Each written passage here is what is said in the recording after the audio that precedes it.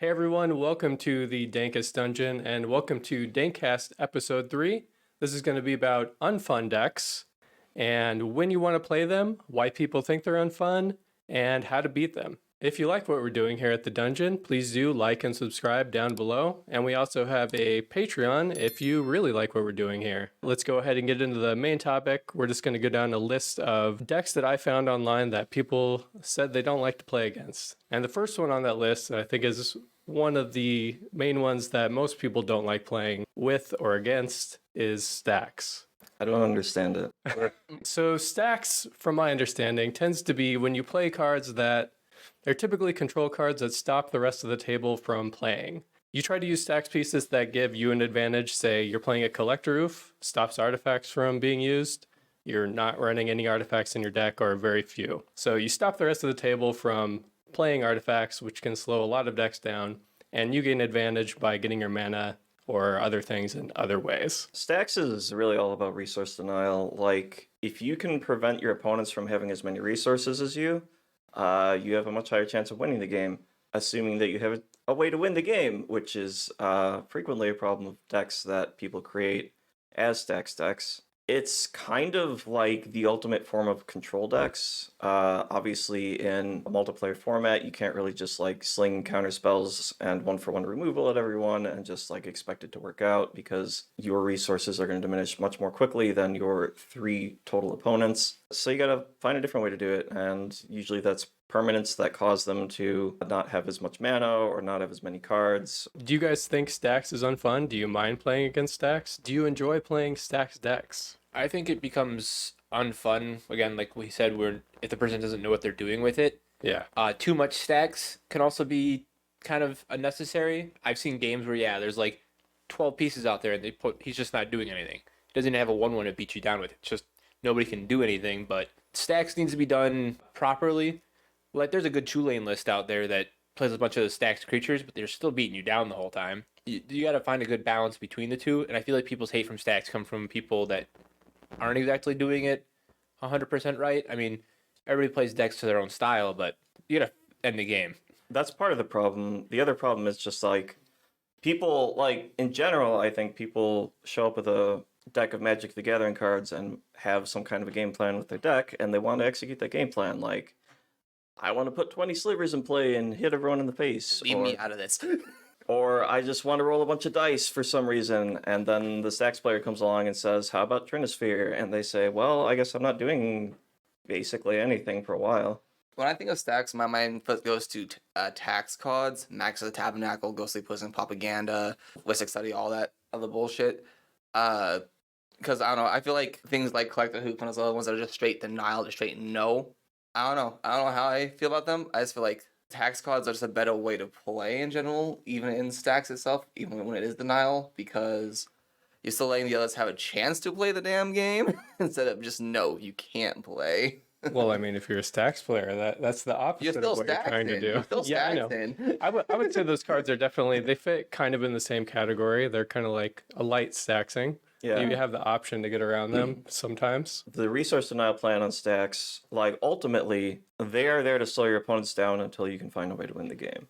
Like, if you've built your stack correctly, as we've touched on before, whether that's making all of their things cost more, whether that's making it so that they can't use their lands, or can't use their mana rocks, or can't draw any cards, whatever it is, as long as you can slow your opponents down until you can win, that's kind of what stacks is going for.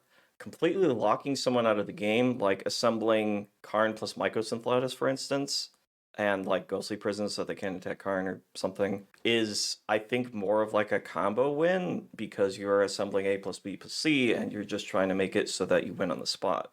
I don't feel like that's very much the stack's goal a lot of the times, even though you are like putting together 3 things that tax your opponent's resources. Well, 2 things in Mycosynth Lattice. In general, I think when we talk about stacks, we talk about taxes and resource denial on a temporary basis. That leads to kind of one of the major issues that stacks has, which is that your opponents, as much as you try to prevent all of your opponents from playing the game, they can still play the game. And all of the times, all they have to do is find the one piece that's slowing them personally down, or some piece of removal. Cyclonic Rift comes to mind. that gets rid of all your stacks pieces, and then suddenly your deck doesn't do anything, and you have to spend all of your resources redeploying these stacks pieces. Or sometimes your stack deck doesn't find the right thing to shut down the right opponent, and you like play Deafening Silence, and your opponent's sitting there with Creature Storm, and they're like, "Yeah, sure, thanks. You stopped everyone else." Yeah, some stacks pieces don't affect every deck proportionately. So you might actually be helping some of your opponents if you're not aware of what their deck does. And that's kind of getting into one of the ways to beat stacks is find the piece that's stopping you and keep everyone else locked out, and then just go ahead and do your thing. Or sometimes the stacks deck just crumbles because it can't find the pieces it needs to stop anyone. As far as stacks goes, you are trying to control the entire table, so it can kind of turn you into like the arch enemy. Like everyone's gonna kind of be against you until they can deal with whatever you're putting out. For sure. Unless if it is kind of helping one of your other opponents, and they might try to keep it in play until they try to combo out. But I think a running theme in a lot of these different deck types that people don't like playing against, as far as them being unfun, The boring. the recurring things that I kind of see with all these is they'll slow the game down, or people will take really long turns, which people tend not to like. And then also, yeah, stopping people from doing their thing, which is basically the epitome of what Stax is trying to do. I mean, ultimately, like, everyone's there to play Magic the Gathering. Like, they drove there or walked there or got to some venue, shuffled up, built this deck previously, spent a lot of time on it. And then they sit there and either can't do anything because the board state doesn't allow them, or can't do anything because someone else is taking all of the time. Definitely going to be a recurring theme among these. Another recurring theme, I think, is that the solution to a lot of these problems is being more aware of them and running more removal for these problems. Amen. Yeah, just knowing how to interact with these different types of decks and then running the right removal for the right situation will help. I feel like we can't talk about stacks though without talking about the one boogeyman card that people seem to play in decks that shouldn't be in decks, Winter Orb. People seem to jam that card unnecessarily a lot of times, especially at the wrong times. Stacks pieces come down to when you should play them and when you shouldn't. You don't just have the stacks piece and jam it. You don't. That's not always the answer. I haven't seen a lot of Winter Orbs. What kind of decks have you seen running them? Just random people that play Winter Orbs on turn 1, turn 2 for no reason. Like their deck doesn't break the parity of Winter Orb at all, and they're just like, yeah, I want to play this card to slow down my opponents. I'm like, okay, but it slows you down too, and now nobody's doing anything. Yeah. Or even if their deck is good at playing whatever stacks piece they're on, like, they'll just play it too soon. Like you said, turn 2, everyone has 2 lands out. You play Winter Orb, they're like, okay, I just play around Winter Orb the rest of the game. And then you struggle to catch up because you are also slowed down by your Winter Orb, and you just spent a card, a turn, and 2 mana on a card that's not really doing very much. Like Brent said, set up the situation to do it. You need to break parity on it. You need to, like, make sure that this is actually impacting the game in a way that you want it to. Yeah, because obviously Winter Orb is like super good in a deck like Urza, or Galazeth, Galazeth Rizamari, any commander that can tap Winter Orb. But even artifact decks like Shorkai, there's been times that I've had it in my hand, and I'm just like, this isn't the right time to play it. Like, it's not going to help me. It's just going to hurt me and make me a target, for one. People are going to want to blow up my stuff. And it might not even be necessarily Winter Orb. It might be the one thing that, like, my Soul Ring that's putting me slightly ahead of everybody else. They're just going to be like, nah, let's just put you down to our level. You got to be ready for that. You got to be able to prepare for that. So sometimes it's just not worth playing. One untappas. Yeah, untappers work. If you want to beat stacks, diversify your answers. There's a lot of different ways to do the same effect over a lot of different card types. Just like when you are building your deck and you want to do a specific type of interaction, which, by the way, we just said this, but play interaction. It's very good. It prevents you from losing to stacks. It's going to be a very common theme today, play interaction. Play interaction. But if you've got a deck, like, I'll give you an example. I am playing True Lane. You want to play a bunch of creatures draw you cards. Cool. Someone plays Humility. Creatures have no abilities and are 1/1s. If your deck is all creatures and the only way that you have to interact with things is creatures, you just lost. Don't just play Reclamation Sage and variations on Reclamation Sage. Play Nature's Claim, play Beseiju, play like anything that isn't a creature. It's not going to synergize as well with your deck, but it will prevent you from losing in certain scenarios like that. Beseiju also just gets around other stack pieces like casting 1 spell per turn and stuff like that. Yeah. It is not a spell, so it is real good. Yeah. Beseiju and Otawara are both very good against stacks. They're good against so many things. Also gets around like things like Grand Arbiter and stuff that you can't cast spells during other people's turns because you're still not casting a spell. Yeah, channeling is silly. Yep. We've talked a little bit about how to beat stacks. When do you want to play stacks? I mean, unless you're that specific personality type that I won't get into, like myself perhaps. A good time to play stacks is if your play group is kind of following kind of a power creep curve, and everyone's trying to get stronger, and their decks are getting faster, and they're comboing harder, and they're comboing in more ways than one. Stacks, even just like a few stacks pieces, without devoting the entire deck to it, will shut that down pretty nicely. If, for instance, you roll up and there's 3 people playing Storm combo, and you go, turn 1, I'm going to tap Ancient Tomb and play Chalice of the Void on 1. They're all going to have a very hard time winning the game from there. I'm not saying that every play group and every meta is kind of good to play Stacks in. Stacks has a lot of weaknesses and is very easy to exploit if you know what you're doing. But if there's a lot of combo running around, Stacks kind of preys on that pretty naturally. Yeah, ironically, Stax helps to deal with quite a few of the other deck types on this list. Right. Yep. If you're playing casual too and your friend group quite isn't there, throwing 2 or 3 pieces in as long as your deck breaks like certain parodies, like I know Kalia decks, they play once per spell turns because they break that parody by putting their demons and dragons and stuff into play. Stuff like that, trying to see where your play group is, maybe adding 1 or 2 that break. You certainly break parody, but we just slow them down a little bit. Stuff like that is a good way to test out the waters and see where you're at. Play big creature, go smash. Play Stacks always. Stacks is hilarious. You won't win very many games though. Yeah, Stacks, the fact that you are trying to control another 3 players, it's an inherent disadvantage to playing Stacks. Yeah, it's very hard to do. Yeah. So people will hate you for playing it, and it's not easy to win with. Yeah, that's why I don't pull out Lord Windgrace, his my Lord and Savior personal. But for decks that win more easily, the second one on the list is just generic combo decks. People just don't like people winning with combos. I think there's a difference there. I think people hate when people win on combos in the first couple turns, but if you have a 3 or 4 card combo and you've won on turn 8, 9, people are not quite as upset about it. But there again, I guess when people think of combo decks, they automatically go to the boogeyman, CDH. Yeah, there's a big difference between the combo that we see all the time that's just untasteful, uncreative, and the same generic bullshit, and then actual fun, creative combos. Like, Decree of Silence, Hex Parasite, or Solemnity. That's a shitty combo. It's rude.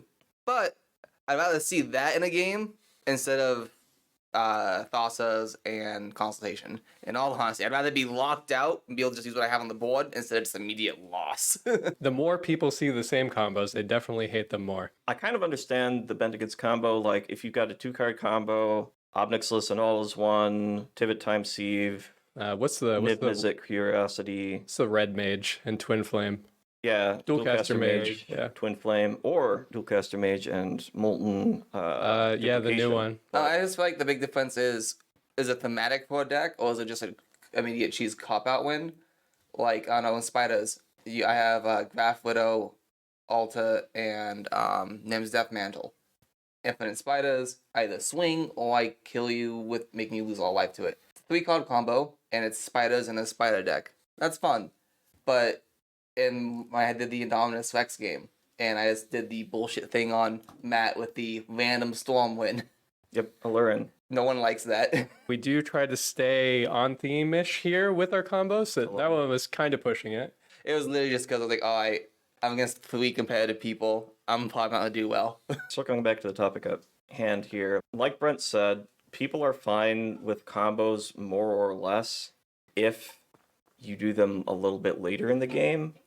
If you are turn 1, 2, 3, Thassa's Oracle Consult, obviously everyone's like, why did I shuffle this deck? Yeah. Unless they were expecting that, obviously. If everyone goes in with the expectation that that's going to happen a certain percentage of the time, then whatever, do do whatever you want. Or if the game's like, you've had a good game, it's turn 19, everyone has interacted in a bunch of ways, and someone's like, oh, I just top deck the win.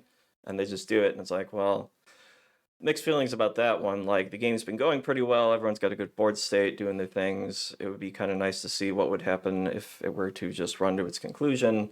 Dude, Without turn 19, I'm already dead. Okay, yeah. Like, Inside. That's the other side of it, I too. disagree. Like, I personally am of the philosophy, if you can combo kill me on turn 3, do it, and then we can play another game. And if we play 5 games in the time it takes the other table to play 1, because they're all, dicking around and, oh, I don't want to win yet because we're having such a good time. Sure, you can do that. I want to play more games of Magic. I want the chance to win more frequently. So how do you beat combo? Stacks. Well, Stacks and removals. Stacks Depending. is one way to do it, yeah. Removal, definitely. Play interaction. We may have said that before. We're probably going to say it some more times. Not sorcery speeding your beast withins. Yeah, keep your interaction. That's important, yeah. Yeah. I feel like something that people frequently do, newer players especially, is if they have the mana to play a card, they will play that card. End of turn, there are 3 creatures in play. None of them are doing very much. I have a Swords to Plowshares and the mana to cast it. Does this mean I cast Swords to Plowshares? No. Don't do it. Just hold on to it. There will be something important that you want to They're get rid of Llanowar later. Elf. Even if they are a threatening creature to you and you suspect they might be a problem later, if you use a removal then and something else pops up, you're not going to be ready for it. That creature might deal with someone else first and you would have been in the clear. Especially if it's an instant, just wait and see if it's going to go after you first. Example A. Our other game the other day when I was playing Roxanne. Don't bring up an example of me. No, you had played your Hex Parasite, and there was a comment in our thing saying, why didn't he destroy the Hex Parasite? He knew it was a problem from last game. Because I needed you to deal with another problem. Yeah, I could have blown up the Hex Parasite, but I chose not to because I needed it to deal with another You problem. did try later when it was a problem Yeah. for you. But yeah, you did let it go around because you wanted me to make a bunch of zombies with Hex Parasite and swing them at Nate. Yep. And So I did, so. there's the right time to remove things, and sometimes it's a gamble. But like you should normally, that was one that I didn't have it at instant speed. But sometimes removing things right away is not always the answer. And the other one I see frequently is like someone plays out Opposition Agent to shut someone down. Cool, fine. Which, by the way, playing Opposition Agent, another thing that you can wait on. You don't have to like, someone searched, I must play this immediately. Especially when like you know that someone's going to be tutoring or something like that. Because if they do it in response, then it's like, well, I just let that one go. I certainly stopped this one's fetch land and took them out of the game, but that Vamp Tutor looks real spicy right now. But if you, for instance, have a Opposition Agent in play, or someone has an Opposition Agent in play, and it's stopping you from doing some minor effect, don't necessarily remove it just so that you can like play your rampant growth. It's not going to affect the game positively right now. I mean, it'll ramp you a little bit, but it's not going to like change the board that significantly. It might be holding somebody else down. And it might be holding someone else down, yeah. Especially if you already know that they have a tutor or something like that, and it's like, well, that deck has a lot of tutors, or I know that they have one, or something like that. It's the same with pretty much every Stax piece. Like, oh, I gotta kill Narset because it's preventing me from drawing my 2 cards off of this Night's Whisper. And then you look across the table and someone's playing like literal Niv Mizzet and would be drawing like 20 cards a turn if you kill that Narset. Maybe don't kill the Narset. Yeah, let the player who wants to kill it the most kill it for you. And then when they try to win after they kill it, you can still have your removal on hand to stop them from winning. Yeah. 100%. Sometimes that can backfire though, because like you hold your shit, and then everyone goes around choosing not to do anything about it, and you wanted it gone. Sometimes it can backfire. I mean, yeah, but that's the risk you take, and it's normally still the better option, even if like if it doesn't get removed, then everybody's still in the same. No, yeah, like you said, it's a gamble. Yeah. Sometimes it's just you get the shit end of the stick. Yep. I gambled and lost recently. Someone played a game-winning spell. Oh, right. That was Budget League. Okay.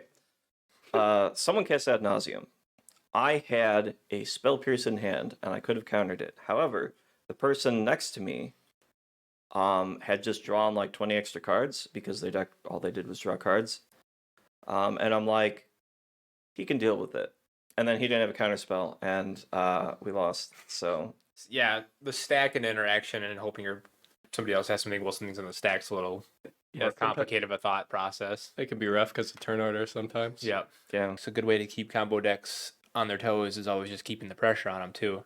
I know there's been times that I've played a combo deck and somebody just randomly aggroing me out. I'm like, okay, I can't like focus on my combo when I'm gonna die any possible turn. Oh yeah, that's a good point. Like, Just That mono green 7/7 attacking me every turn. Play big swing. Yeah, sometimes it just gets you. Like it just your combo decks are just not sometimes set up for that. They got to be ready to board wipe repeatedly. yeah. That's good against like combo and stacks. Like I forgot to mention that in stacks. Like one of the ways that you beat a control deck is just play aggro. Like if there's only one at your table and you Yeah. guys know that you're a bad match against them, just hit them Beat with them your down. creatures. Yeah, hit them Teamwork. with your creatures, especially if you know they're on like Ad Nauseam or Bolas Citadel or something else that they have to pay life to do combo stuff. Like if they're at 12, that Ad Nauseam is going to look real bad. So hit them with creatures. Save your removal for when they're gonna win. Well, you can use it before then, but like Yeah. be precise and be discerning with your removal And play removal. and play removal. Play Yeah. different types of removal. Yes. Grave hate, counter spells, Grave hate for exiles. sure. Like, Yeah. Like no one plays enough grave hate. I mentioned this. If you're in black, run a Bajuka Bug. I will say that. I prefer Soul Guide Lantern. It's colorless. If no one's doing graveyard stuff, you cycle it. It does something on ETB. You can hold it up for no mana. It's really good. It's pretty good. Scavenging grounds too is basically free. Scavenger Grounds is kind of free. The problem with Scavenger Grounds and the way that I beat that card when I am playing Graveyard Combo is they tap their Scavenger Grounds Sure. for mana, or they tap down less than 2. Because you need to leave up that plus 2 other lands, which is basically like holding up 3 mana forever. Yeah, that's true. As we talked about before, there's those kind of effects on everything too. If you want a creature version, there's Scavenging Ooze, there's the Lion white Stash. Lion Sash. It's Yeah. pretty much on everything. I'm sure there's enchantment versions too. None's coming to my head right now, but Rest in Peace Rest is in a Peace, common yep. one. Ground Seal does it sometimes. I personally like Purify the Grave. It may not be full grave hate, but you can at least hate on the piece they want to get from which is it. usually enough. Yeah, I prefer to use more versatile answers to grave stuff, like Soul Guide Lantern, for instance, cycles. I was playing Gisa last time. Cremate in black. It's just a black exile a card from a graveyard, I believe, and then you draw. Cling to Dust is the better version. He was of also that. he also had that. He was going to try to do that too at some point. I was supplementing that. Cling to Dust is a good card. It not only has escape, it draws you a card or gains you life if you need to. It's 1 mana instant. Later on, when you escape it, obviously it takes a little bit more, but like hopefully you're fine at that point. There are a lot of really versatile ways to deal with graveyards, and like no one does that. I was playing a deck last night, and I won both times with Underworld Breach because like I just stacked my graveyard full of stuff, and look at that, Underworld Breach wins the game. Who would have thought? Who would have thought? Powerful Magic card. That's enough about combo. Now we'll move on to kind of related thing. Storm can be combo, doesn't have to be. I think by definition you would consider Storm to be combo, but it's not necessarily combo in the same way. Like when Yeah. we talked about combo before, we were talking about looping things like I have A plus B plus C and it wins me the game, or if I play B enough times with various things, it will do enough effects that will get me towards the win or what have you. Storm is more non-deterministic generally when we talk about Storm. Don't they often go search for an infinite? Well, they can. There are Storm decks that like you just slam down Thassa's Oracle. There are Storm decks that it's like, for instance, my Obnixilis deck, I have Obnixilis, so a large portion of the time I just go find all will be one and win with that.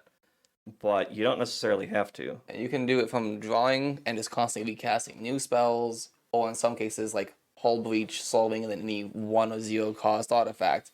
You can just do an infinite thing Yeah. of balancing the same thing. That's more what I meant. Is like you can just get there by taking so many game actions that you burn the table out or something, or you could do a bunch of game actions to try to get to a combo. Yeah. Storm to be Storm basically needs 2 major things: spells or activated abilities that are getting you mana, or spells or activated abilities that are getting you cards. Yeah. And you got to be able to continue that cycle and continue it going. And without that, if you're just doing 2 or 3 cards, it's more of a combo. Like even if you're doing 1,000-Year Storm and you just like you have a way to continuously do 2 regrowth effects and getting your Storm count up for infinite and then lightning bolting somebody, that's more of a combo. Even though it's a Storm win, you're more of it's again like you said, it's A plus B plus C. I mean, what Corbin does on our channel is probably like the best definition of Storm, where that man just like pulls something out of nothing That's what combo hit Storm is. Yeah, if you're playing the Great Aurora for storm value, you've maybe gone a little too deep.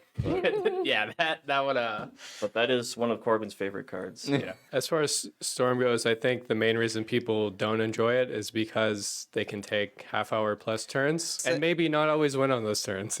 Yep.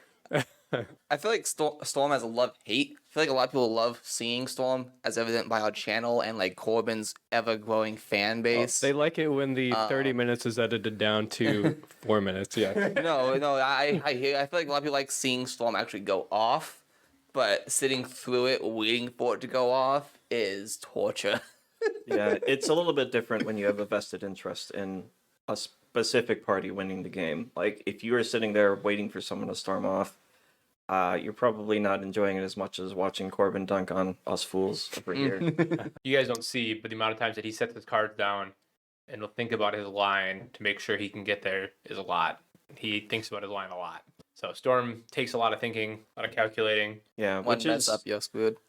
yeah, which is why I think a lot of people don't enjoy it, is because, like we mentioned previously, you're here to play Magic, and someone's taking all of the time doing their stuff. May or may not win, which, depending on your feelings at that present time, may be a curse or a blessing.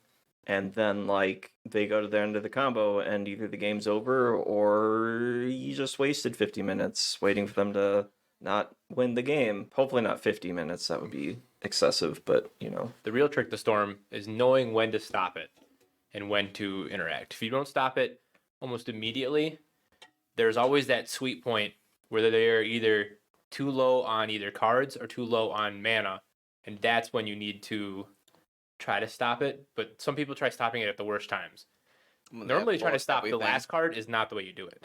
Yeah. No. Especially if the last card is Storm, you're going to have a really hard time. unless you Well, I specifically have 20 plus red Storm. mana on the side. I guess I'll find another way. Yeah. Here's another 20 minutes for you. Yep. Interacting with Storm is probably one of the, like, it's why I've learned how to interact a lot. It's because of playing with Corbin and seeing those lines all the time. Also, one of our legacy players likes playing Storm a lot too. So when I first started learning to play against that, was knowing when to interact is probably the biggest thing about Storm. Yeah, and being able to identify what's actually causing the problems. I was playing Storm last night, and I had out Burgie, I had out Prosper, and I had out Obnixilis. And one of my opponents had a Swords to Plowshares, and they chose the Obnixilis. Which, granted, Obnixilis was going to draw me some cards.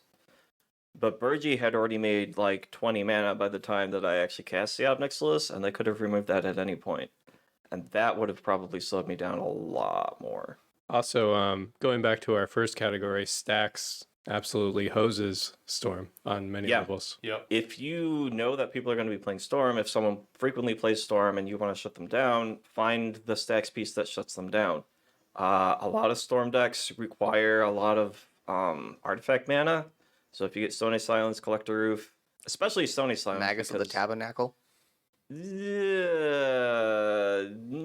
Depends on the deck, but yeah, if they're on like Creature Storm, then Tabernacle can be good. Well, I mean, Tabernacles at the beginning of your upkeep, you have to pay 1 mana for every artifact you have, otherwise you Creature. sacrifice it. The artifact one Tabernacle is Kataki War's Wage. Those aren't as good against Storm. Like, it'll slow the deck down, but a lot of the times the artifact mana they put out is as they continue through the turn. Yeah. Like, you can sit there with the Soul Ring forever and pay 1 mana for it, but when you get to your Storm turn, you play out your Lotus Petal, you play out your Lion's Eye Diamond, you play out your Mox Diamond because you're trying to build Storm, and these are all mana positive or mana neutral. Yeah, they're typically going for one huge turn. So any of the cards that make it so they can only cast one spell a turn, Arcane Laboratory or any of Or those, like the Dampening Sphere you was talking about earlier, Yeah. that one. or even just any of the things like Rhystic Study, that if you do have a lot of interaction in your deck and they're going to have to let you draw a bunch of cards to get answers to them, are also super helpful. Yeah, and to that effect, those decks tend to be like Grixis adjacent. They're not always, obviously. Corbin has a mono green Storm list, for instance. If you are on Grixis or whatever, you're going to have a pretty hard time dealing with enchantments in general. Like, more so than the other permanent types. Obviously, blue has bounce, and there's answers now to all types of permanents and all types of colors, but it is slightly better, generally speaking. They're also often going for some sort of graveyard recursion. So again, Yeah, like Gravegate. Underworld Breach, stuff like that. So Underworld Breach, Yawgmoth's Will. Tormod's Crypt. any Yeah. Grave Hate along the lines of Tormod's Crypt would be also good against them. You would be surprised how often, like, someone's doing a storm turn and they're like, okay, now I'll cast my Underworld Breach, and you're like, remove your graveyard, and they're like, well, pass the turn. Yep. Sure, they still have some cards in hand, but they really need those cards in the graveyard. Like that new mono black commander, that whenever you cast a Perfect. spell, yeah, they get the card in your card, gets grave card, gets flashback or whatever. Like, yep, just stops it. Like, it's good. A lot of combo decks, a lot of storm decks, they need the graveyard at some point normally. They also frequently need their life total for things that we mentioned previously about Ad Nauseam and Bolas' Citadel. A lot of the times, if you can blow up an artifact or enchantment, that will hit Underworld Breach or Bolas' Citadel as well. Slowing them down just from like putting out something that artifacts enter tapped is surprisingly effective. Not only does it slow down their storm turns from the perspective of, well, now I've drawn my Soul Ring and it doesn't do anything this turn, but also like any treasures, Dockside, for instance, not nearly as good when all those treasures enter tapped. So you can play Blind Obedience, you can play Manglehorn. Manglehorn, what's the new one? Dauntless Dismantler. Oh, Dauntless, yep. Yeah. Those in particular, like those stacks pieces against fair decks, people are going to be like, oh, that's annoying, but they're probably going to leave them alone. Against storm decks and a lot of combo decks, they're just devastating though, and they can't do anything until they remove that. A lot of times, as Matt said earlier, your interaction pieces and stuff, sometimes they're going to seem like silver bullets, and that's okay. I mean, decks that can play silver bullets, like Shorkai, that can break that parity, where you're like, oh, I don't need this silver bullet, let me discard it this turn. But there are plenty of module spells out there that do other things on top of doing the things you want, or like cycling cards, like they'll cycle themselves. One of my favorites that people question me a lot on is Heliod's Intervention. When I replace one of my artifacts removal things, that gaining life has saved myself so many times. There's a bunch of different things that do a bunch of things, whether they cycle themselves or, I mean, there's obviously interactions like Swords of Plowshares that are just good. They're just efficient. They're good. But there's plenty of things that have module spells. I mean, even if you don't want to play counter spells, some of the counter spells that have like fight or stuff like on them that do that, they also just are great. Yeah, if they fit in your deck. Yep. A Braid is kind of the big one. A Braid destroys a creature, well, small creature, or an artifact. It's a pretty good one. It's not technically a modal spell, but you can think of it the same way. Any of the lands that are spells, like Beseiju, Otawara, Shatter Skull Smashing. Shatter Skull Smashing is just kind of like, I have this mountain in my deck, and sometimes it will kill a creature. It'll destroy that collector roof that's preventing me from playing the game or whatever. Those are really good, and you should probably play them. When would you want to play Storm? If you're of the personality that you enjoy solving puzzles. Metagame-wise, Storm is very good if your opponents are all playing like dirtly mid-range decks, and certain types of control decks also have difficulty with it. What would be the benefit of playing Storm over just regular combo deck, other than just style points? So Storm is harder to deal with. Yeah. You have a lot of redundant pieces. You're not just looking for one specific thing. If someone casts Praetor's Grasp on you and take your Thassa's Oracle when you're playing Thassa's Oracle Consult, sometimes you just don't have another win condition, and you're just like, well, I guess I will be here and exist in this game for the next 20 minutes until someone else wins. One counterspell doesn't just stop you. The amount of times Corbin goes, you counter something very important, which everybody else is like, oh, that's the key piece. He just goes, okay, anyways, and continues. Okay. Yeah. It's like you said, it's resilient. It's It's a pain in the butt. There's redundancy, there's resiliency. It's harder to pilot as a result and harder to build. A lot harder to build. But yeah, if you just want to combo off, it will get you there more frequently, I think. When I was doing a little bit of research online, I saw that people didn't like decks that focus around taking extra turns.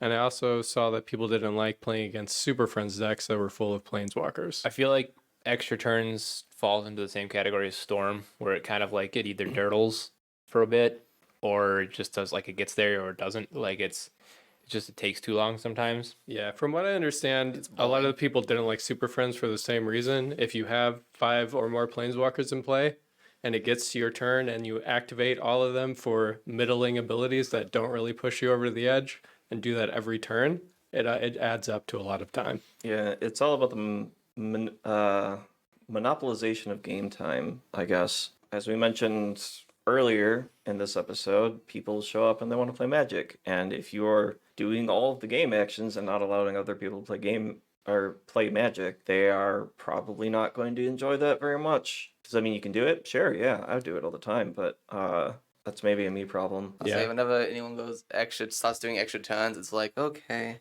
I'll sit here for like 10 minutes.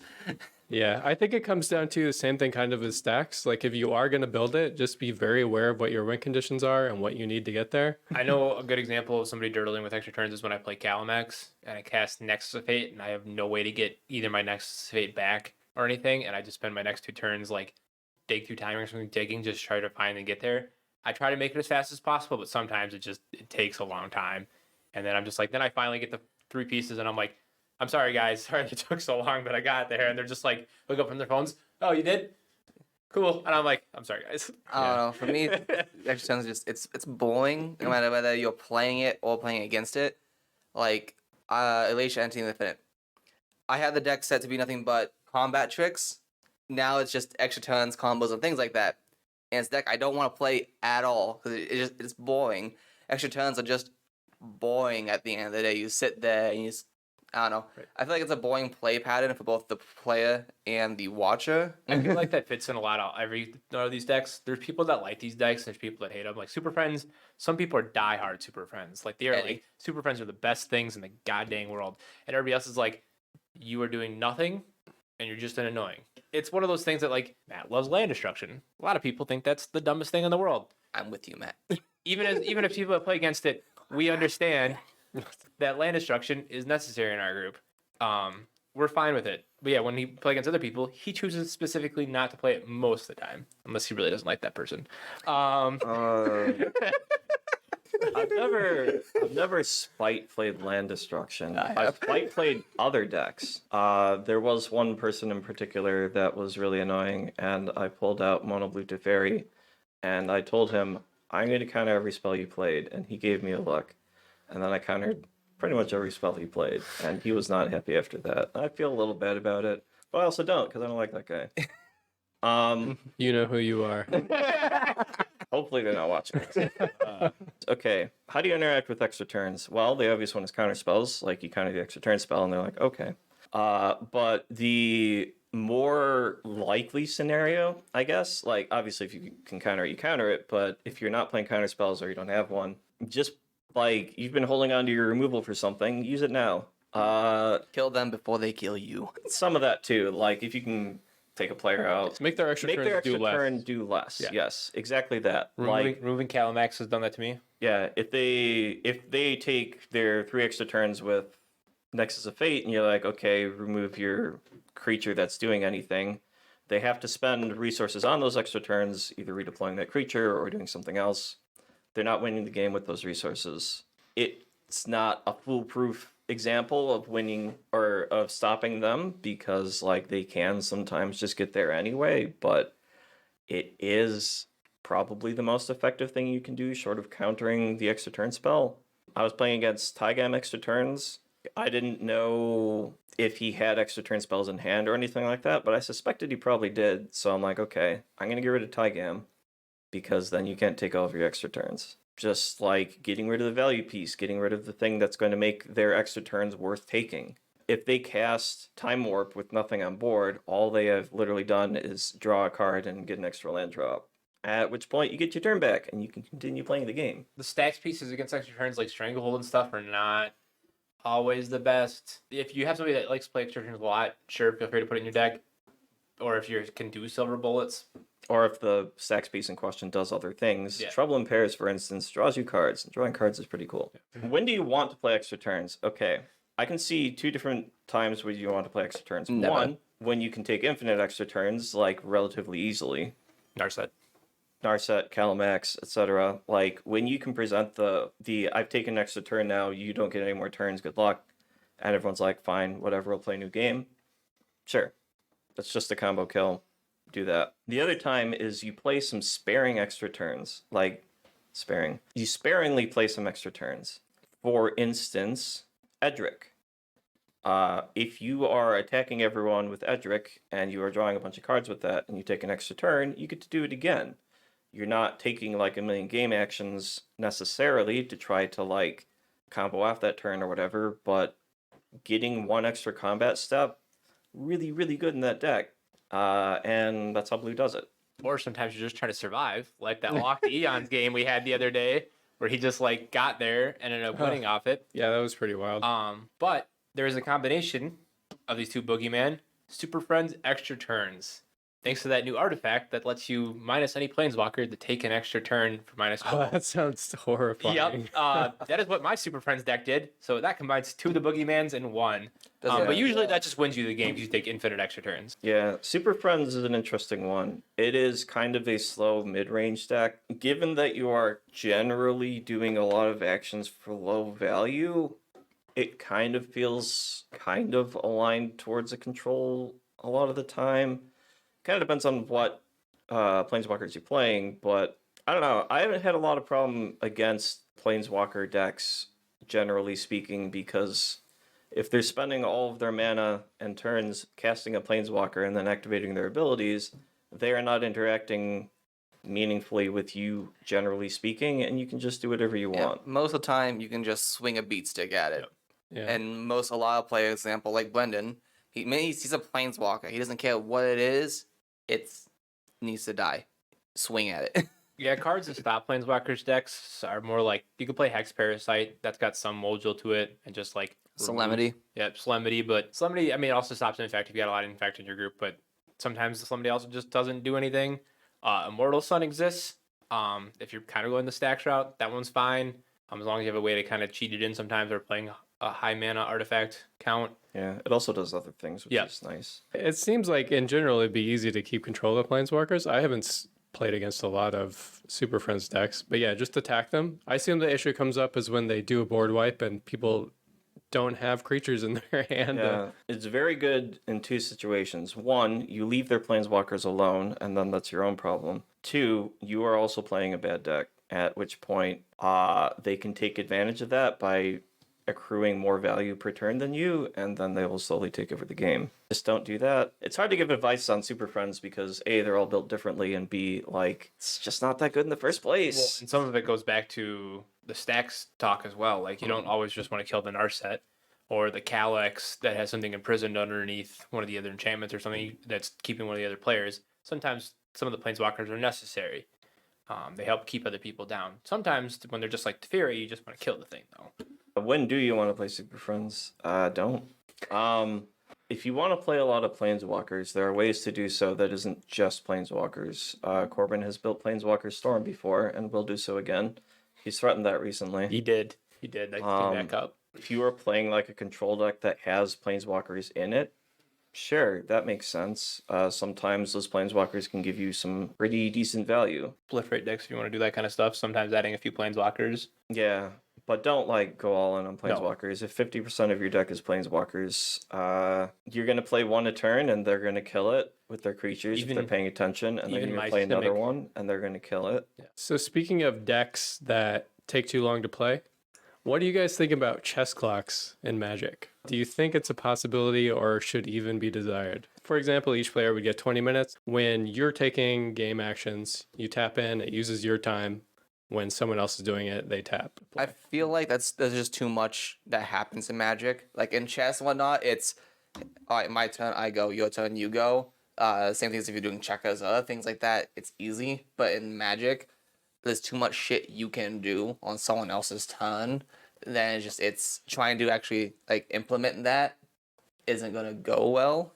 Yeah, because you'd have to slap at every priority pass, which is going to be tough because not everyone knows when people get priority. And like I'll say, a lot of people, I'm going to play this Obnux list. Okay, I'll beast within it.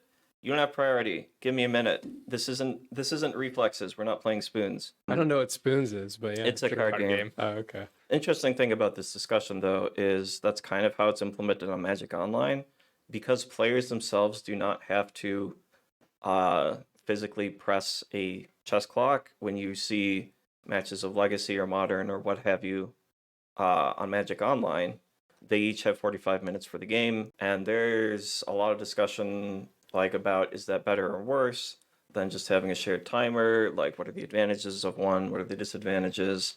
When you then extend that to Commander is the issue. Then you have 4 people with each their own chess clocks. They just implemented CEDH on Magic Online, and I don't know how that's going because I have not watched a lot of that content and I don't play it myself. But that can probably give us some kind of data about what a chess clock would look like in Commander. I suspect that even at the most competitive setting, you really don't want that because, like, you're like, I'm gonna cast a spell, pass priority, pass priority, pass priority. Okay. Yeah, just So, obnoxious. I mean, sanctioned tournaments already have the overall clock. There is a clock where the game goes to turns.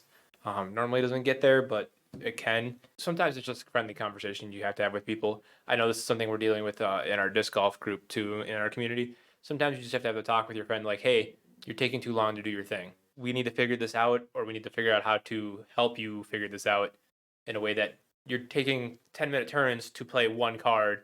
Maybe you should be thinking about that while everybody else is taking their turns. Don't be on your phone the whole time. Yeah, if you don't know what you're doing, don't be on your phone. Like if you can't take your turn efficiently enough, you shouldn't be on your phone. You should be paying attention to what's happening on the board. Respect other people's time. They have spent the time to get there, sit down, shuffle up, play the game. If you are just like wasting their time by not knowing what you're doing, that's a little disrespectful. I think chess clocks would be cool if they could be implemented, but I think just because of the rules of Magic, I don't think it's a possibility in real life form at least. We're down to 2 more categories. The next one is mass land/hand destruction. You're just weak. It's not bad.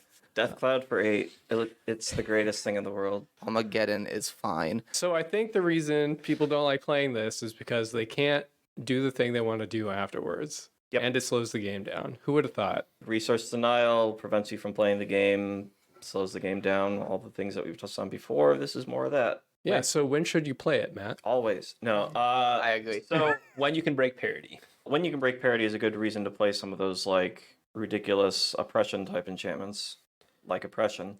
But there are some actually pretty good cases to play mass land destruction. The one that I always think of is blue-green ramp decks. Against those specifically, all things being equal, no one is allowed by some mystical taboo to touch everyone's lands. Why not just play a bunch of lands? And if they draw you cards too, then you're going to have an overwhelming advantage, both in mana and cards. Tatiova, for instance, you get out Tatiova, and then you play 5 lands in a turn, and you draw 5 cards, and you just have more of everything than everyone else, and that steamrolls pretty quickly. Not so much if you blow up all their lands. Then they have nothing, and you're like, okay, the rest of us will play the game now. I feel like always having a little bit of land destruction is good. Because, like, I'm more okay with land destruction than I am with other Stax pieces or even counter spells. I'd rather someone blow up one of my lands and make me have Or to this stay is, longer. I'm sorry, sir, this is mass land destruction. Although targeted can be good in many ways, this is a mass land destruction conversation. I'm sorry, if you're playing a land destruction deck, the odds are you're not running only mass. You're probably also running a lot of the other just pop one land. Personally, if I'm running land destruction, I'm running all of it. If your land destruction doesn't do anything except destroy a land, a lot of the time it's just going to be like, you're both down a card, and everyone else just kind of sits there and is like, okay. Sometimes it is necessary. Beast Within does have the destroy land mode if you're worried Generous about... Gift. Yeah, Generous Gift and things like that. If you're worried about that kind of a thing, but Strip Mine is a relatively painless land to add to a lot of decks. If you're playing more than a couple, 2-3 colors, maybe you don't, but a lot of the times in 2 and 1 color decks, I'll put it in there, because if your opponent plays a Gaia's Cradle, you're probably going to want to get rid of that. I feel like a lot of problem with when it comes to, well, let's go back to what you were saying, mass land destruction is either A, you've found some way to make all your shit indestructible, whether it's Avacyn, one of the Elswith, so whatever you're doing, some way so you're not losing it all, or you're recurring it. And people don't like seeing them themselves have nothing, but you have everything still. A lot of people also get annoyed where if you're like me, where I'll blow everything up just because I can. If I draw Armageddon, even if it hurts me, the odds are I'm going to cast it because it's funny as shit And that's to the me. play style that pisses me off. If you're not doing anything, I think and you're slowing the game down for no reason. Yeah. You know, I'm here to have a good time and enjoy myself. We're approaching our next topic there which would be chaos decks, which is the one type of deck that I definitely have an issue with. Yeah. But we're still on destruction though. Yeah. So the other thing that you can do for land destruction, one of the ways that it has been used in the past in single player formats, or sorry, 2-player formats, however you want to call that, 1v1.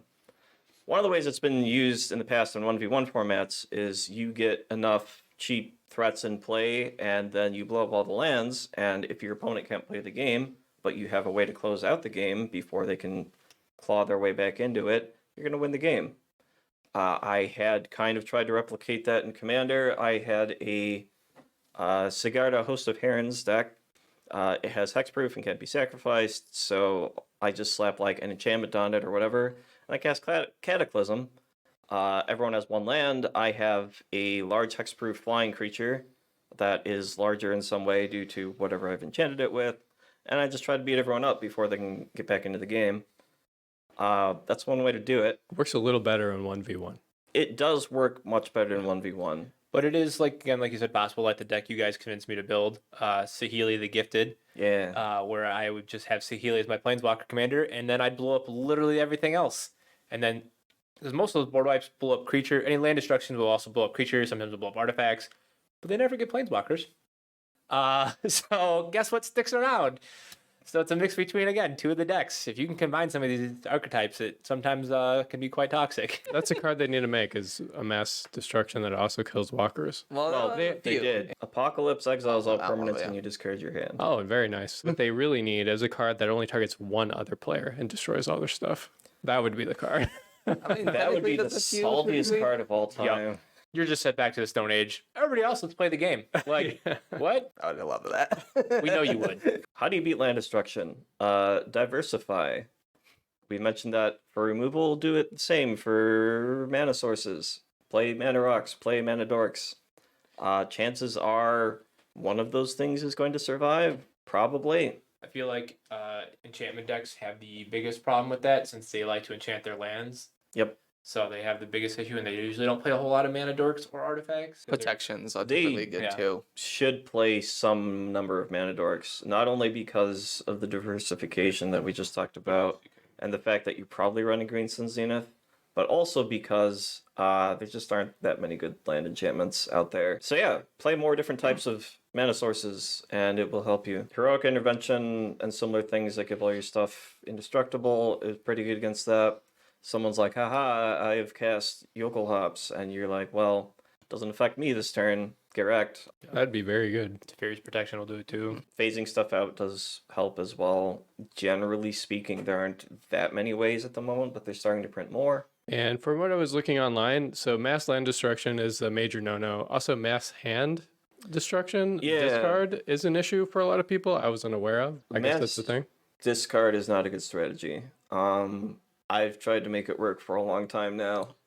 It has the same problem that Stax has, where they are eventually going to draw out of it. If no one has any hands and you're not like immediately winning the game, you've got 3 people that are top decking cards to your 1, and eventually one of them is either going to find a way to just like get enough cards that the previous discard doesn't matter, or remove your problem permanent, or just win the game outright. Or that one player that does break the parity. Like I've done it with Calamax quite a few times against Corbin because he likes to also, because Nicobolas tends to do that. Nicobolas will tend to make you discard a lot of Tried to cards. do that before. And I break parity with Calamax a lot. He's just like, okay.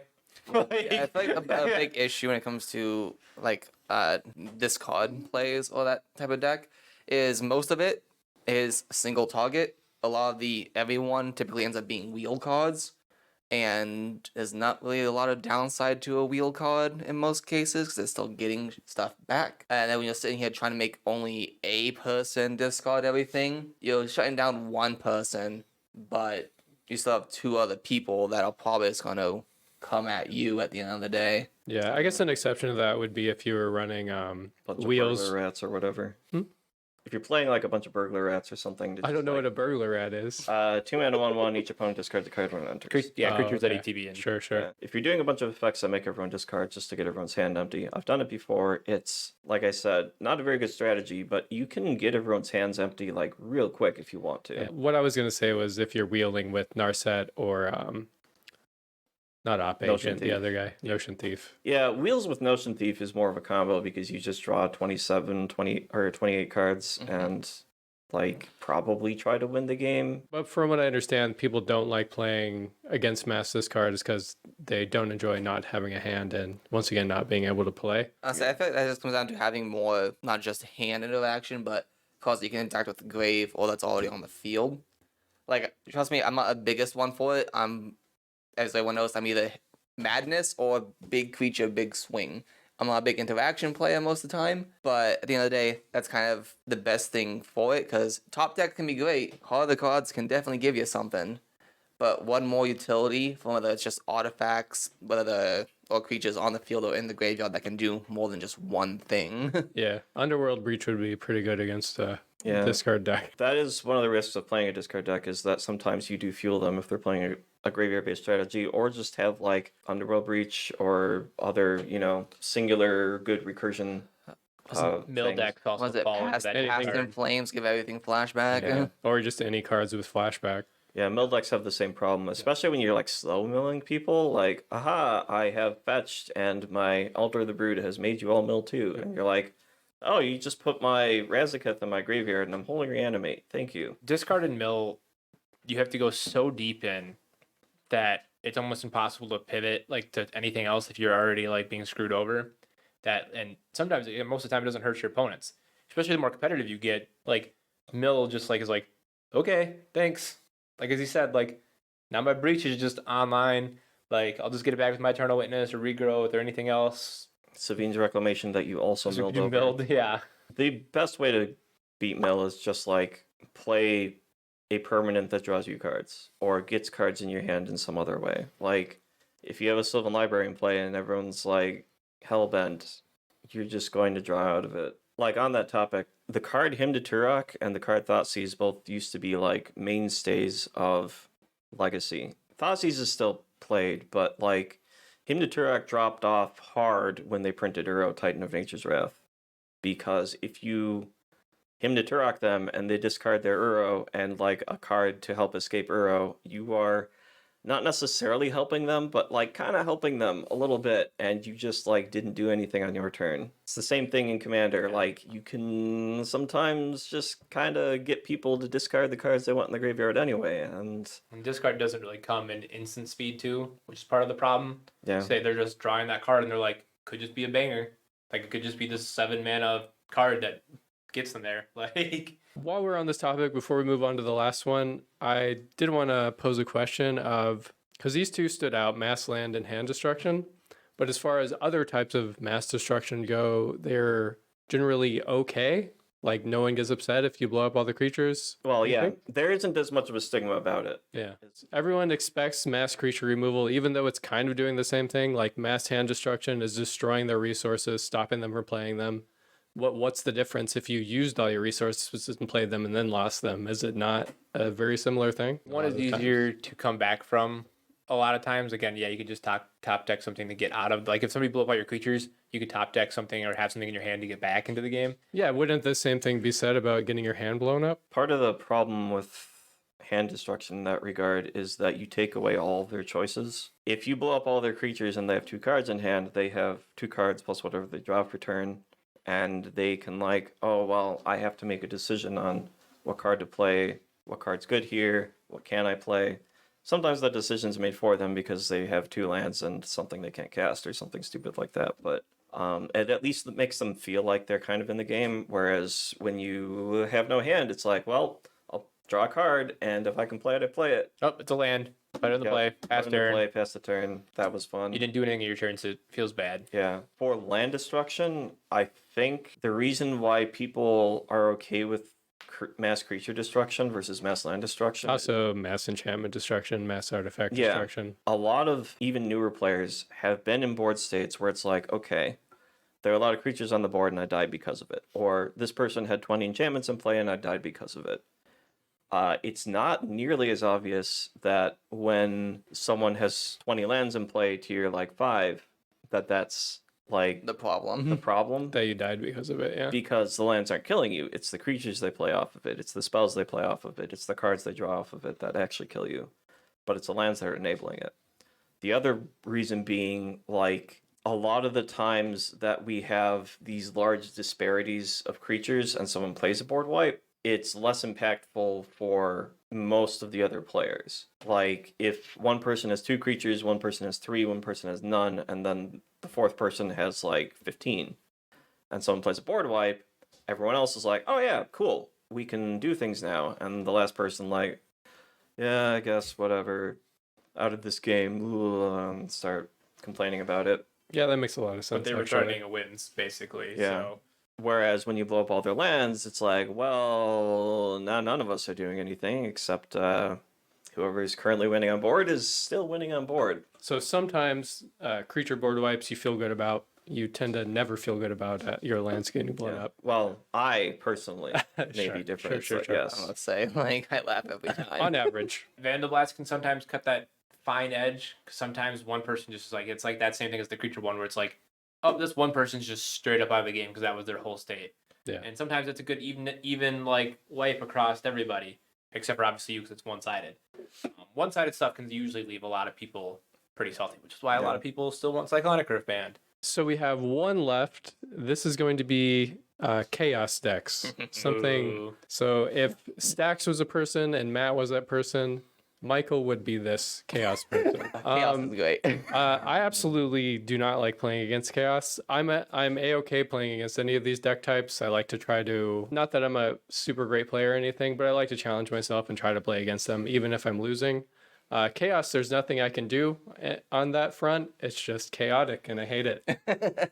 Yeah, I liken it to a Stax deck, except that instead of preventing everyone from playing the game because you're trying to break parity and win the game, you're just preventing everyone from playing the game, period. Chaos does have a lot of removal, a lot of, hey, you can't do this. But most of the time, it also has a thing of, hey, it does this instead, it does this. It doesn't technically stop you, it just forces you to change your plan in most cases, or forces you to do an action you weren't initially planning on doing. And to me, that's just, it's funny, it's fun. It's because most of the time chaos affects you as well. And sure, you can definitely tune your deck around making it towards your favor. Example, coin flip decks definitely have they have a lot of chaos cards, but they also have a lot of things that turn it in your favor. But I just feel like chaos is a good break in Magic. I just feel like having a chaos deck definitely at the table breaks things up from the normal, like, a lot of time when you play the pod, things end up the same. You know, most time you sit down and play with a group of people, you see a lot of the same things, happen, same decks, blah, blah, blah. You know, there's not a lot of diversity. Chaos forces it, and I absolutely love it. So non-chaos My decks. two problems with chaos is chaos, one, causes that issue that we were talking about where 10-minute turns happen. Because one, nobody knows what they're doing. So like as soon as you cast something or do something, it just causes chaos and it just does a bunch of stuff. Specifically that one enchantment that whenever you cast a spell, reveal until you reveal something of the same type, then cast that. So like say I'm trying to cast my Soul Ring and all of a sudden there's a Winter Orb on board because I didn't want to cast that right now, but that's what happened because this thing chaos that caused this to happen. Like it's not Overcome, proper. grow, adapt. Possibility Storm is the card. Yeah. Well, Possibility Storm is dumb. Don't get me wrong. In like super casual, lower tier settings, a lot of people have a lot of fun with it. But like when you're trying to play, it doesn't allow you to play your deck the way you built it, and it doesn't allow you to do your thing. And that's the whole point of Commander, right? It's people want to play their deck, they want to do their thing. Chaos is just straight up like, it's worse than Stax in my opinion because you don't even get to try.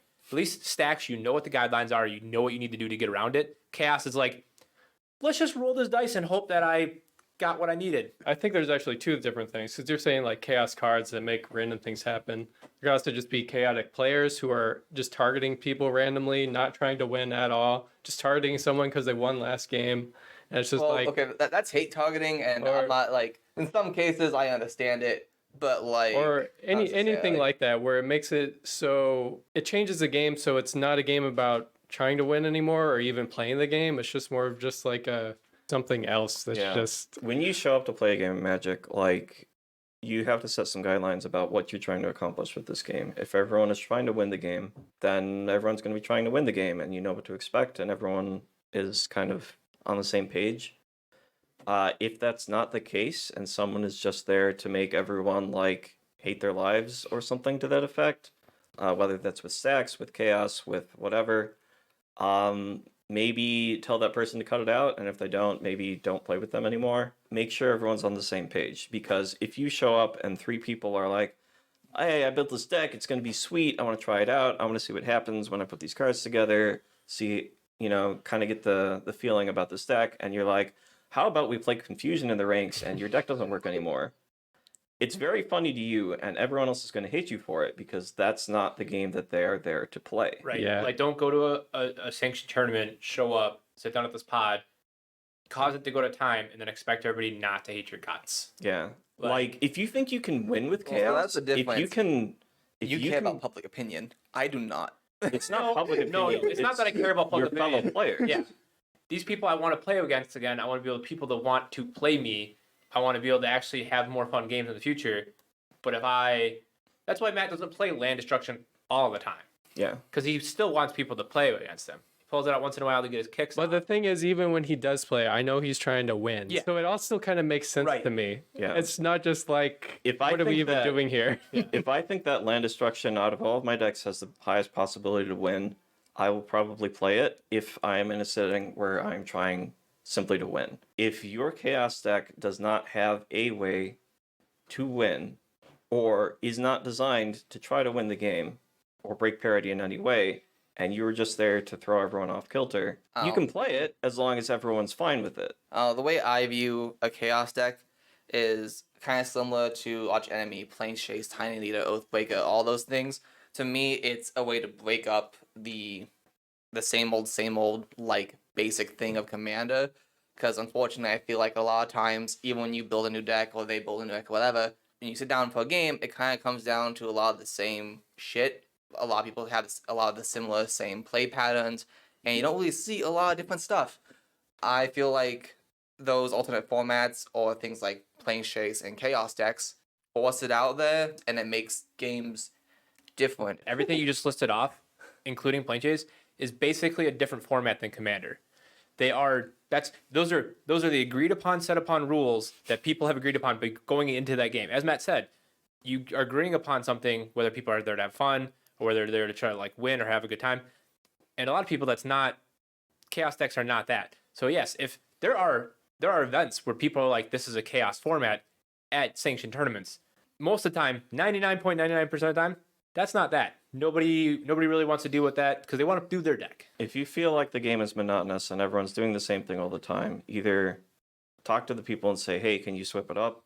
Or find people that also think it's monotonous, and then you But can why force do them that. to change the thing when I can just play Force something them that to gets that change game? You're also forcing them to change. Again, we're just saying don't go to a sanctioned tournament. Before I started doing the chaos shenanigans myself, if I ever sat down at a table, because it's happened a few times, sit down at a table, want to do this thing, and someone had a deck like that, I don't know. Personally, when it gets pulled out on you and it's just thrown out there, I find it funny. Because we also Yeah. don't like it the may not be my monotonous. game plan. I still feel like it's a And great time though. Different people will view different types of decks the same way. If I run up against a Stax deck, I'm like, oh yeah, sure, that's fine. Whereas someone else will show up and like start having convulsions or whatever.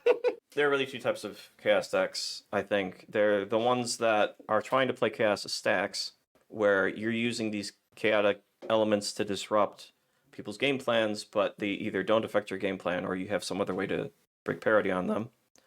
Like coin flip decks playing the card planar chaos. Like you can make the coins come up in your favor so your stuff doesn't get countered as often, whereas everyone else gets to get wrecked. And then there's the chaos decks where you're just playing chaos for the sake of chaos, which is, Me, yeah. full blast. I don't have too much problem playing against the former. The latter, like, unless I'm in a very specific mindset, like again, I came there to play Magic and to try to win the You're game. still playing Magic. And though. if that person is not doing that, I'm gonna be a little upset. Yeah, it can add so much variance to the game. It's like you're not even That's playing. my thing though. Yeah. Like Everything's I'm not upside down, denying doesn't- you from playing the game. You can still do most of your Sure. actions. There's But- just a twist to it now. I'm playing the game such that I expect that everyone is doing their strategic best to try to execute their game plan and win the game. And when not only does that strategic inclination go out the window because you just can't plan around things anymore, but also there's someone who's clearly not trying to do that, it's kind of like I don't want to play that game anymore. Like this isn't, not everyone's trying to win, not everyone's got the same goal in mind. Yeah. Isn't the goal of Magic to have to play the game for the sake of the game, not necessarily to win the game? Well, games, isn't the entire point of a game to try to improve and get Kind of the better point of and win? games is to win. But them. also to play it the way you built it and to try to whatever, not the way this card all of a sudden makes you play it. Even Cards Against Humanity has a winner. Yeah, even Munchkin is a winner somehow. I don't play Munchkin, so I don't honestly know that one. You would love it. It's straight You've chaos. never played Munchkin? So I've tried to like once or twice, and like nothing in Munchkin really like entices me. Every time I try to sit down to play, I just get so bored of it. That's like, so strange, uninspired. actually. Chaos, like- No, I know that's the reason why I've tried to play it, but like it That's just why doesn't I don't seem like it. Like so, I don't know. Munchkin has just it hasn't hit that like chaos urge, I guess. I know that's like the idea with it. how about Flux? Have you tried Flux? I've seen Flux. I have not tried Flux. Okay, Flux is also that. Like the win condition changes every 5 seconds, so you can plan as much as you want, but it's not going Try to that make one. it back to your turn. And there's a bunch of different theme Flux. You can play Monty Python Flux and whatever else Flux. I have Adventure Time Flux. Nice. Yeah. I don't like Flux, so good luck with that. At least Um, Flux is quick. Yeah. Chaos. How do you beat Chaos? Pretty much the same way you beat Stax. Like, more or less, it's just less reliable. If you cast Fracturing Gust and you blow up all the artifacts and enchantments, the Chaos deck is like, oh, whoops. Yeah, most chaos or- is just on the board. Yeah, Bane of Progress, same thing. You can try to do it with targeted removals. Sometimes that works, sometimes it doesn't. Besage in particular, pretty good because it's not a spell, doesn't Yeah. trigger planar chaos. The whole point of chaos is to make your plans go out the window, so you can only really plan for it so much. Yeah, those would be the card types. What do you think about chaotic players who seem to just swing randomly no matter who the That's- threat is? Leave me alone. That's just players in general. Threat assessment is just not there. No, not necessarily bad threat assessment. Like they're intentionally being chaotic. There's two things that you can do. One, accept that that's going to happen and just hope that they don't hit you. Or two, punish them for everything that they ever do so that they stop doing it. One of those we've is done. meaner than the other one. We've done it. Speaking from experience. Yeah. Other than that, like, you can't control people. They can do whatever they want. But for me, it Say falls in the the same odds. category as bad players, like people that the bad or threat assessment. You can't predict what they're going to do. They just are like, oh, you seem like the threat right now. I'm going to attack you. It's the same kind of like randomness. You just kind of got to plan for it and be like, accept sometimes to take the damage and just be like, whatever. Yeah. I'm going to blow up your soul ring and not pay the one for that other guy's Ristic study. Okay. I guess you could always try to talk your way out of it. You are allowed to talk. Commander your is opponents. politics. Yep. You can try to be convincing. I am not a very convincing person in general, I've noticed, so not something I fall back on. Corbin has a little bit more success in that. Commander to me is one of those weird formats too, because like once you put the spell in the stack and have paid the cost, technically you're not supposed to take it back. But a lot of times A lot of people politics, do it, people will let you unfortunately. take it back and be like, oh, well maybe that isn't the right choice. Let's not do this. Yeah. It- Especially and things like, that's something that annoys me a lot is like, you know, if you do something and you don't understand what's all on the board, I can understand a take back, like, oh, wait a minute. I get it. I can be lenient. But I hate, and it's happened a lot in our group and with Mr. Jason here. Yeah, he is- yells at me all the time. It's like, yeah, damn, I do. I do. I hate it. I hate when someone makes a play and then they get new information like, wait, no, let me take this back. Or not I- new information. It's like, oh, I forgot you had that card, or you didn't even say what that card was over there. So yeah, I wouldn't No, play it if I, knew you I had it out don't know. there. I hate excessive takebacks, and a lot of our group does takebacks constantly, and it just pisses me off. Just let it happen. You fucked up. You made the misplay. Let it be. We usually Maybe. give one. Tournaments, that's fine. Like on video, no. Or I like, disagree. or It just should be for on video, casual, too. like who cares? Yeah. yeah, it's up to the play group. It depends on how you're feeling. I personally, I try not to take back my plays. Like, if I miss something, that's on me. But It's good for learning. Like but- Tivit yeah. Ward, I will let you do it once, but if you try removing it again, don't have the ability to pay the ward cost. That's on you. You did it. Like Yep. and I try to tell people even when I play Tivit, I'm like Ward 2, 3. 3, whatever, Ward 3. Yeah, tell them more What's too. That'll be real fun. Yeah. I read it off the card. Yeah, no. Like when it's gone around, and everyone else has had a pullback. You know, I'll let myself have one, because then it's like everyone gets one. But most of the time, if I make a misplay or I play something like, oh, but here's this or this is the interaction, it's like, oh, well, all right, it's dead, it's gone, it is what it is. Fuck it. Unless it was the tournament, I'm typically not like that. I'll tell people to take stuff back if like it wasn't obvious. Nah. It's a social game. But yeah, it all depends on the players and the group you're playing with. And with that, I think we're going to wrap up the episode. Thank you all for coming. We forgot to do introductions. I'm Jason. Over here we got Michael. I'm Brent. I am Matt. See you guys.